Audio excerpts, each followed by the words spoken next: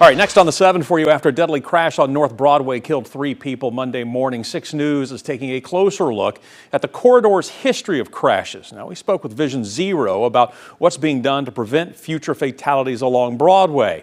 We also heard from a mother watching changes take shape after her son was killed on the road last year. Knoxville Police Department shares that over the last 5 years, from 2021 through today, there have been 73 pedestrian-involved crashes along Broadway. 8 of them were fatal.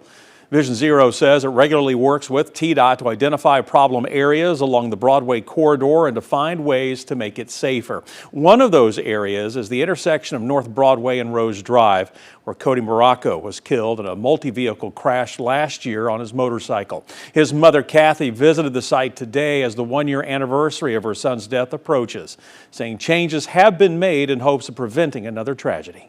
He would have wanted to help other people. He always did. So that's why we go for the change, because it's in honor of Cody. The Vision Zero coordinator told me all these changes were done in my son's name. Vision Zero says by this time next year, the Broadway Streetscapes project should be underway, adding a path and other pedestrian safety improvements near the site of yesterday's fatal crash. Now, tonight, we are learning the driver in yesterday's deadly crash has been identified as 60-year-old Rita Hellman. Hellman and 2 pedestrians were killed. Police still have not revealed the exact cause of the crash or the name of the other people that were involved. Of course, we'll keep you posted as the investigation moves forward.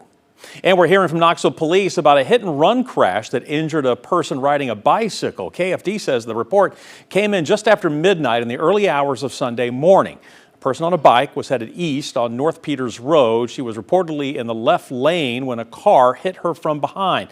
The crash threw the rider from the bike. Anyone who may have seen this crash or the car involved is asked to please call Tennessee Valley Crime Stoppers. Got the number right there on your screen.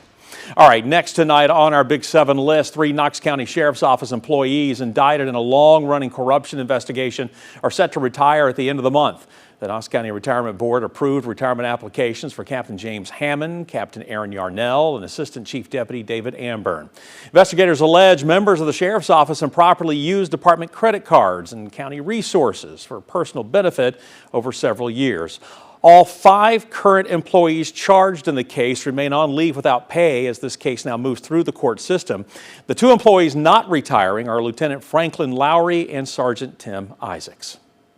A conclusion to a case that we've been following out of Sevier County for you. 3 people now pleading guilty after a shooting in Sevierville. Timothy Robertson, Lenore Sills, and Quentin Cross all pleaded guilty to charges in connection with a shooting along Maples Branch Road last year that left 2 people hurt. Robertson and Sills are both convicted of attempted first-degree murder and will serve 25 years in prison. Cross accepted a plea deal and is convicted of conspiracy to commit attempted murder. He is sentenced to 8 years in prison, but will be eligible for parole after 2.5. Well, a big update that we're just getting into the 6 newsroom. Knoxville City Council just approved the city's budget for the 2026-27 fiscal year. The proposal includes over $40 million in capital improvements, including $11.5 million for repaving. You know, as always, the money for repaving is split evenly between each city council district in Knoxville to ensure all residents are treated equally.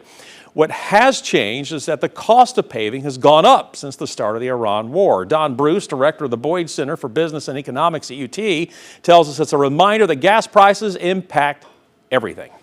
It's a direct input to things like paving, for sure. These markets are heavily influenced by oil prices.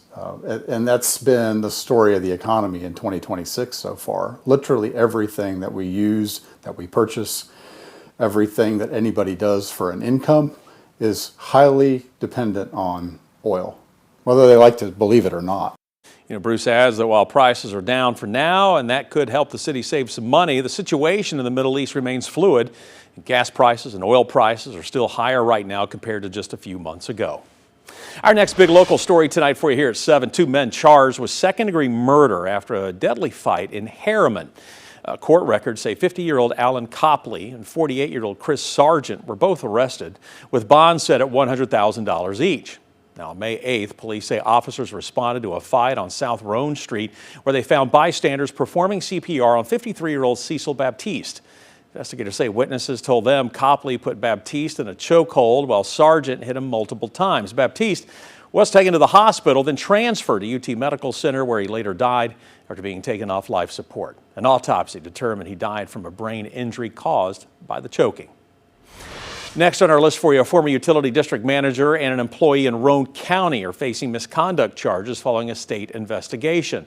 A grand jury indicted former Cumberland Utility District General Manager Robert Patty on theft and official misconduct. Now, investigators say he used more than $3,300 in district funds to buy a welder for personal use.